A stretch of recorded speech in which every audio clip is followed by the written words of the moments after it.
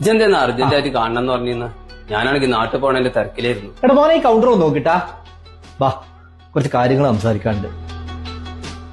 അതെ, സാധാരണ ഒരു പുതിയ സ്ഥാപനം തുടങ്ങിയാല് മിനിമം അതൊന്ന് റെയിൽമ കയറണമെങ്കിൽ തന്നെ 2 വർഷം എടുക്കും. കച്ചവടം ഈ നിലക്ക് പോവുകയാണെങ്കിൽ ഇൻഷാ അള്ളാ 2 കൊല്ലം കൊണ്ട് ഞാനും ഈ മുടക്കിയ 5 ലക്ഷം ദിർഹംസ് തിരിച്ചു കിട്ടും. പിന്നെ നമ്മള് മുമ്പ് പറഞ്ഞ പോലെ കടയില് ഞാൻ സ്ഥിരമായിട്ട് നിൽക്കണോണ്ട് ഒരു ശമ്പളം ഞാൻ എടുക്കുന്നുണ്ട്. അതുമാണിപ്പോ അനക്ക് നിൽക്കാം. ഇല്ലടാ, എനിക്കങ്ങനെ ഇവിടെ സ്ഥിരമായിട്ട് നിൽക്കാൻ പറ്റില്ല. നാട്ടില് കുറെ ഏർപ്പാടും കാര്യങ്ങളൊക്കെ ഉള്ളതല്ലേ. എന്റെ ഇവിടുത്തെ കാര്യങ്ങളൊക്കെ ജന നന്നായി നോക്കിയെടുത്തിട്ടുണ്ടല്ലോ. അങ്ങനെയാണെങ്കിൽ അങ്ങനെ ആയിക്കോട്ടെ, ഞാൻ വിളിക്കാം. എത്തിയിട്ട് വിളിക്കാം. അല്ല, എന്റെ പാർട്ണർ കൊണ്ട് വരലില്ലേ? പാർട്ണർ അധികം നാട്ടിലാണ് ഉണ്ടാവാറ്. വല്ലപ്പോഴൊക്കെ ഒന്ന് വന്നു പോകും. ആള് ഇവിടെ ഉണ്ട്. നിങ്ങൾ ഈ സ്ഥാപനം തുടങ്ങിയതിന്റെ ശേഷമാണ് ഇവിടെ കുറച്ച് ആളും പെൻഷനൊക്കെ വരൽ തുടങ്ങിയത്. എനിക്ക് കച്ചവടം ചെയ്യാനുള്ള മിടുക്കുണ്ടായോണ്ടാണത്. അതെ, ഞാൻ വന്നതേ ഹറാമയിൽ ഒരു ഗ്രോസറി കൊടുക്കാണ്ട്. നല്ല അടിപൊളി കച്ചവടമുള്ള ഗ്രോസറിയാണ്. അയാൾ അത് കടത്തിൽ മുങ്ങിയിട്ട് വിൽക്കുകയാണ്. താല്പര്യം ഉണ്ടെങ്കിൽ ഒരു 5 ലക്ഷം ദിർഹംസിന് ഞാനത് വാങ്ങിത്തരാം.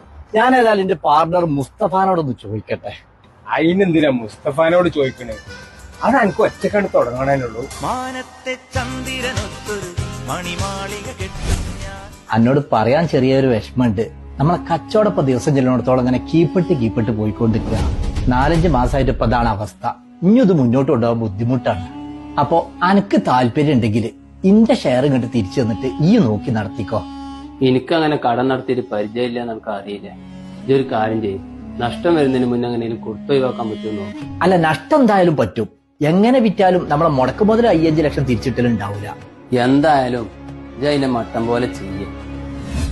ഈ മുമ്പിനോട് എന്തെങ്കിലും പാർട്ണർഷിപ്പ് ഉണ്ടെങ്കിൽ പറയേണ്ടി അറിയുന്നില്ല. എന്റെ പാർട്ണർക്ക് നാട്ടിൽ കുറച്ച് സാമ്പത്തിക ബുദ്ധിമുട്ട് വന്നിട്ടേ അവന്റെ പാർട്ണർഷിപ്പ് ഒഴിയാണ്.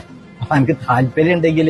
താല്പര്യത്തിന് എന്താ കുറവ്? ഇത്രയും കച്ചവട സ്ഥാപനത്തിൽ പാർട്ണർഷിപ്പ് കിട്ടുക എന്ന് പറഞ്ഞാല് എത്ര പോന്റെ പാർട്ണർഷിപ്പ്? ഓന്റത് 10 ലക്ഷം ദിർഹംസ്.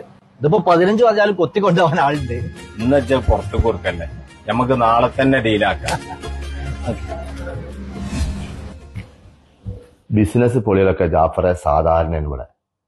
ഇജ്ജ് എത്ര കാലത്തിലെ ഈ കടക്കാരെ പേടിച്ചിട്ട് ഇവിടെ ഒളിച്ചു കഴിയല്?